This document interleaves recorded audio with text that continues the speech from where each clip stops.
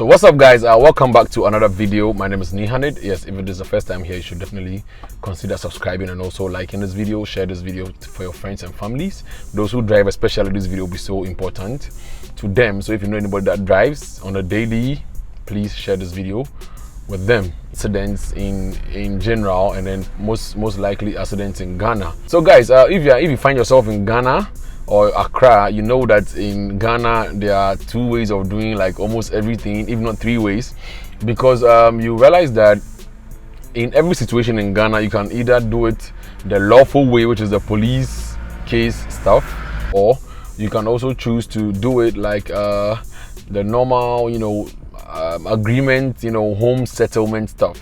So yes, on the 10th of October 2021, just this year, I was involved in an accident, and trust me, I didn't know what to do. But lucky enough, there was one guy in the group. It was 3 cars involved in the accident. So there was one guy in the group that experienced with accidents. So he was very proactive. He knew what he should do. He was taking pictures. He told me to take pictures, take the guy's picture, do this, do that, do that. So yes, there are a couple of things that you should do when you're involved in an accident. Yes, my case was different. I was lucky I had somebody on board. But I've had other drivers complain about how, in accident situations, people run off, and then because they're not vigilant enough, and then because they don't know what to do exactly, people tend to run off, and then they lose a lot of cash, especially if you don't have the comprehensive insurance. That would be very painful for you. And I'll make sure that I'm always on a limited speed, no over speeding or whatsoever. I don't drive when I'm tired, and I don't do a lot of negative stuff to get me in an accident. But accidents, as we say, yes, it could be anything, but yes, I'm just careful enough. But yes, if you are with the comprehensive, that means that yes, you have some leverage, but of course you still have a life to look after. So that's not an excuse to say that yes, you can get an accident because the cost to be taken care of. Yes. So yeah, without wasting much time, these are the things that you should really consider when you get into an accident. Like it should just come to you when you watch this video. Definitely, you should just have this mind, prepared for an accident. Not saying that you will get into an accident by all means, but you never know. Like my case, Achimota Malcolm, I was just parked, it was a traffic, so I just slowed down, and then all of a sudden somebody just came to hit my back. Yes, so that was how it happened. And then in my case, I wasn't at fault or whatsoever. So you can say that accidents can come to you even if you are not the culprit. Yes, in Ghana, when an accident happens, there are 2 options, like I was saying before. It's either you go to the nearest police station, report the case. The police will come and look at the happenings and see who is at fault, especially when it's a confusing one. But when it's a straightforward accident, like my case where somebody just came to hit my back, that's direct, and then the person knows that he's at fault and blah blah blah. So what happens with that is that you just have to go to the police station nearby, and also just get them to come with you, come and check the scene out, just do all that. And in other situations where you have to move after the accident, let's say the accident happened like in the middle of the road where you can't be there for long, what you should do is you have to take pictures. Yes, first of all, you have to take the picture. You have to take a picture of the car number plate of the other car. Also possibly take the person's phone number immediately. Like once it happens, you pick the person's phone number, you pick the person's car number, you pick the person's, if possible, like their workplace and everything before you get off the road. And also very importantly, you take pictures. Yes, you take a lot of pictures on the scene, like where you were hit, just an aerial picture, an aerial view, how the thing happened. You can take close shots, you can take like long shots to make sure that you have a whole accident covered, so that at a glance of a picture, anybody that picks that, whether it's the police or insurance company, can know how it happened, and then see the damage that has been made to your car. So you just can take an overall video. A video is even better. You can take an overall video. I did the same things. I took an overall video of my car and also how the damage was. But for my case, like I was saying, in Ghana there are 2 ways of settling issues. So my case was different, and then also my case was a settlement case where we forced the guy involved to pay us immediately. Yes, he paid 2,000 on the spot. He didn't have the money.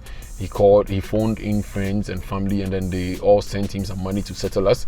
So I got 1,000 Ghana cedis for my damage, and the others got 500 each. That was for my case. But and then the man was quite drunk. I'm not sure he would have wanted to go to the police station at that moment, so he preferred to settle. That wasn't the best way to handle things, but yes, we also didn't want to stress. And then he didn't have insurance and all that, so we just took our monies and we left. Either way, that's what we are looking for. We're looking for our cars to be repaired as fast as possible. Most of these insurance companies take a lot of time to repair your cars, so yes, if you can avoid them, why not?